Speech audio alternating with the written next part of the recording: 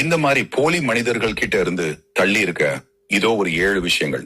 ஒண்ணு, எல்லா கருணையும் விசுவாசம்னு நினைக்காதீங்க. சில பேர் அவங்களுக்கு ஏதாவது நன்மை கிடைக்கும் போது மட்டும்தான் நல்லவங்களா இருப்பாங்க. 2, உங்க பலவீனத்தை யார்கிட்டயும் சொல்லாதீங்க. நீங்க நம்பிக்கையா சொல்ற விஷயத்தையே உங்களுக்கு எதிரா பயன்படுத்தலாம். 3, நீங்க பேசுறதை விட அதிகமா கவனிங்க. அமைதியான மனசு போலி புன்னகைக்கு பின்னாடி என்ன இருக்குன்னு கண்டுபிடிச்சிடும். 4, அமைதியா இருந்து மத்தவங்களை சோதிச்சு பாருங்க. வார்த்தைகளை விட உங்க மௌனம் உண்மையை சீக்கிரம் வெளிக்கொண்டு வரும். 5, உறவுகளை தேடி துரத்தாதீங்க. உண்மையானவங்க நீங்க கேட்காமலேயே உங்க கூட நிப்பாங்க. 6, உங்க வட்டத்தை சின்னதா வச்சுக்கோங்க. குறைவான ஆட்கள், குறைவான ஏமாற்றங்கள். 7, மத்தவங்களை நம்புறதுக்கு முன்னாடி உங்களை நீங்க முழுசா நம்புங்க. அவங்க நோக்கத்திற்காக உங்களை பகடைக்காயாக உபயோகிக்க நல்லவர்கள் போல் உங்கள் முன் நாடகம் ஆடுவார்கள். ஒரு போலி நண்பர் உங்கள் முகத்திற்கு